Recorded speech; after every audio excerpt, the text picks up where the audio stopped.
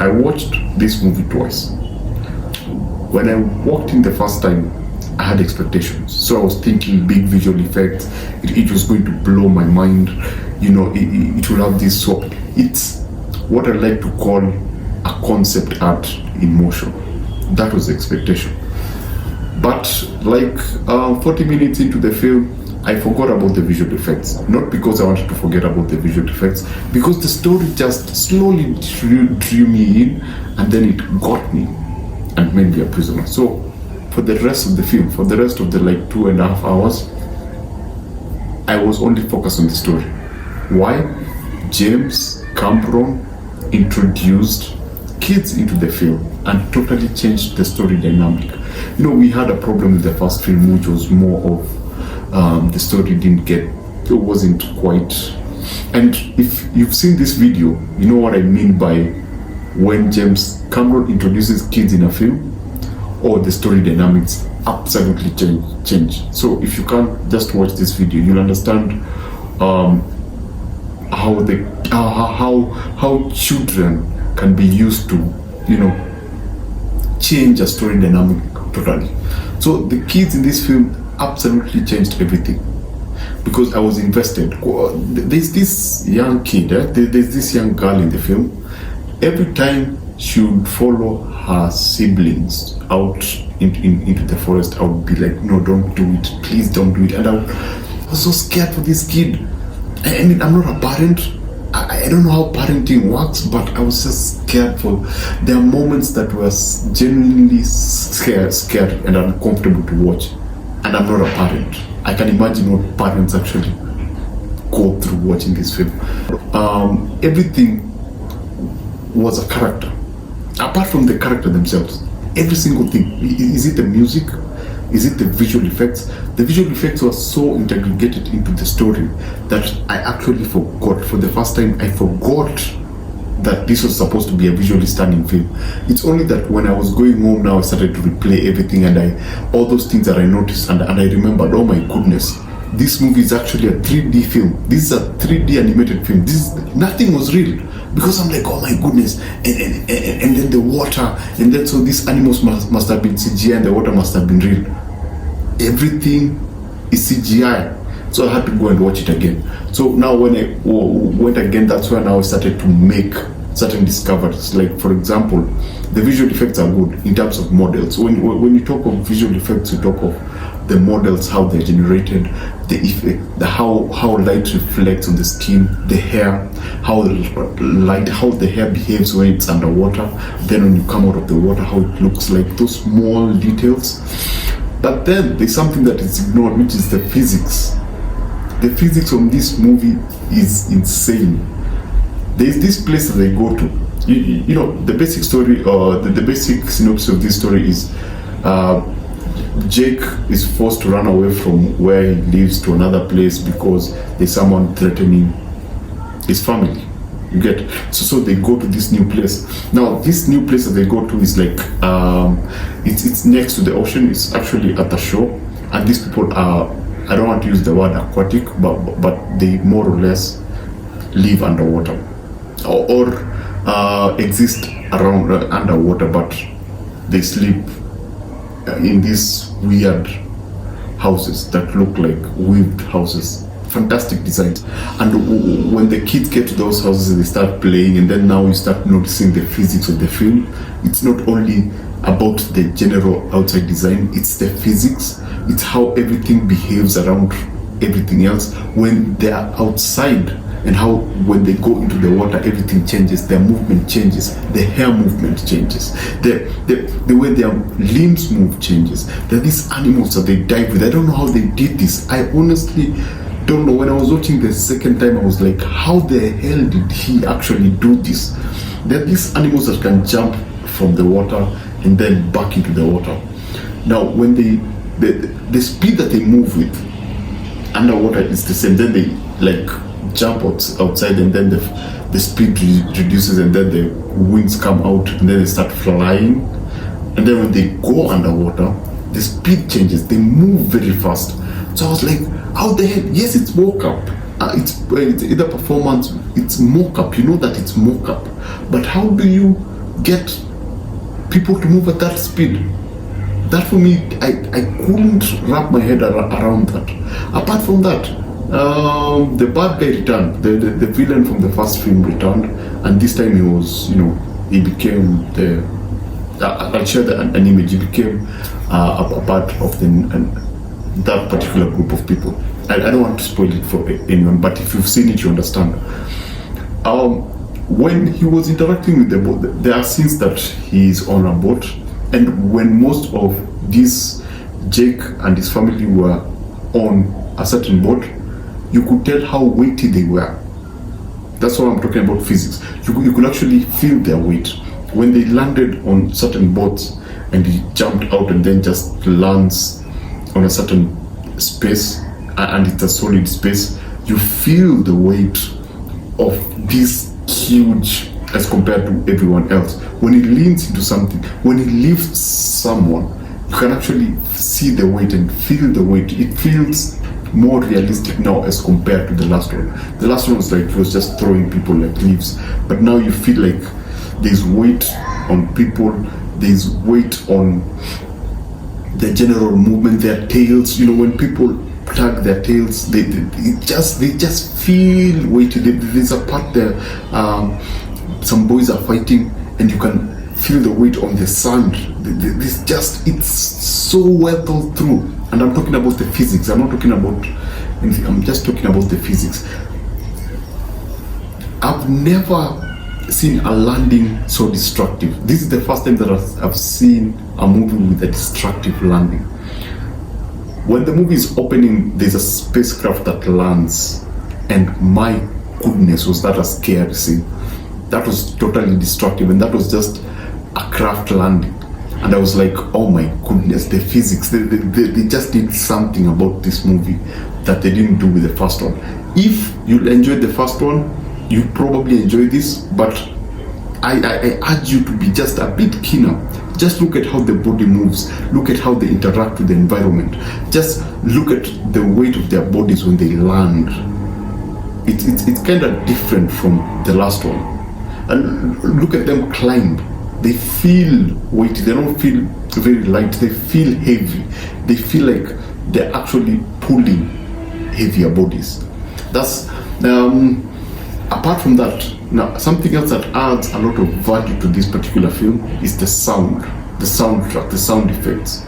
Wow, and this is where I go, like, you need to look for the biggest screen. You need to look for, go for IMAX. If you don't, if your love for 3D was killed by all the mediocre films that have come out between the first Avatar to now, you need to go back and watch this in 3D. The immersion.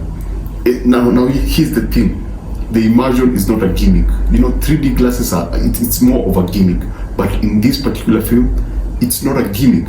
It actually serves, it gets you into the story.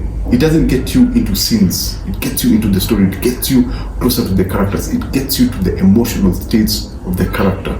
It gets you to moments. It brings you in to the story, not into a particular scene, a particular picture, or it's not about bringing things closer to you. No. Wow, when they go underwater, when they go into the underwater, that's where now the 3D comes into life. So look for a bigger screen, see it in the biggest screen possible. Trust me, I watched the trailer, and the scenes that I saw in the trailer and the scenes that I saw in the movie, two different things. And the small screens do not do justice to this film. Let me just say, there's that particular scene, a kid is playing with a certain plant. I think I'll have a clip from the trailer. That totally looks different. I don't know why. It absolutely looks totally different. Anyway, the other thing I liked about this film, it's all blue. The last film it had humans. It had, like, let's say 40% scenes with a lot of humans, then the rest of the 60-50% with the Navi, with the forest, with Nyatiri, with Jake. That's like 60%. Actually, the last half of the film is all, I like to call it all blue. But in this particular film, you have very small scenes. It's like 10% of the scenes where we have less than 10%. We have we have like real humans. The rest, it's all Pandora and its people and its villages, and it's fabulous. And I believe that's one of the reasons that I actually forgot that it was just actually a 3D film. You know, the moment you start introducing real people, that's when now you can actually tell, oh, this is 3D, this is real. If this human is real, this is a real office, so that's a 3D character.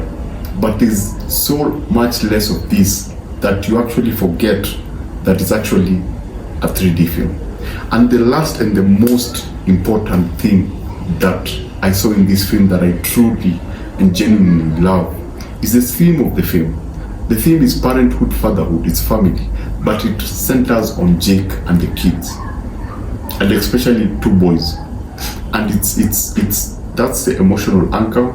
That's where the story truly lives. That's where you see. Here's the thing. There's a video that I've done. This video I've done that covers the whole theme of the movie. This is a love letter to all our fathers. This is a movie that I don't think can be made today at that particular budget, because movies today are about women. They're about women education. They're about diversity, women, and inclusion. Let me use that word. So to get a film at this scale that doesn't really focus on all these things and focus on family and in its purest form, you know, whereby you have kids who have issues, with self-esteem, not knowing who they are, others who look for attention, you know, they have issues that are familiar to you and me, issues that you see every day with the people that you hang out with, issues that you've seen when you were growing up. If you have a smaller sibling, if you have an older brother or an older sister, it works so well, and you need to go see this film. Take your dad to go see this film. If you have a brother who pisses you off, take them to see this film. If you have a little sister, take them to see this film. Because another interesting part about this film, and I think this kid was blessed for you to just be worried, to just give you anxiety. There's a little girl who's was my favorite. I felt like I needed to adopt this kid because it's such innocent and so playful, and she would follow the brothers everywhere they went, and she was just so pure and so funny. And sometimes you find yourself, she's in danger, but you can't wait to hear what she has to say about the particular scene, whatever was happening. And sometimes she could say something really funny, and you're like, oh my gosh, I'm not supposed to be laughing, but wow, this is a beautiful film. And I'm not talking about the visuals only, I'm also talking about the story.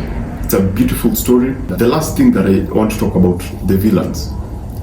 The villain, they brought in a villain from the first film, but enhanced. He became a part of the people. He was, you know, he's now an avatar. But my friend, there's another villain. You know, this movie at the beginning was easy. You know, it was more or less us catching up what has been happening to these people, and the drama of this previous villain coming in, and now they have to move. And then at a particular point, and I call this the turning point, a particular villain is introduced. Australian accent. If you've seen the movie, I think you remember. And after that character is introduced, everything just turns up to 11. There's something that they did, and I was like, hell no, these bastards have to pay. I was like, yo, James Cameron, I know what you're doing. You're trying to preach to us. Yes, true. He was actually preaching, but I was like, let's go. Let's get this bastard, man. We need that. We can't let that happen. I was like, that is one of the, you know, I hate woke and preach movies, but this one was more effective because he didn't have a character tell us what's supposed to be done. He actually showed, and it was, God, it was like, it gets you, it moves you from I'm watching a movie to come on, we need to get this guy. Always that bastard needs to pay.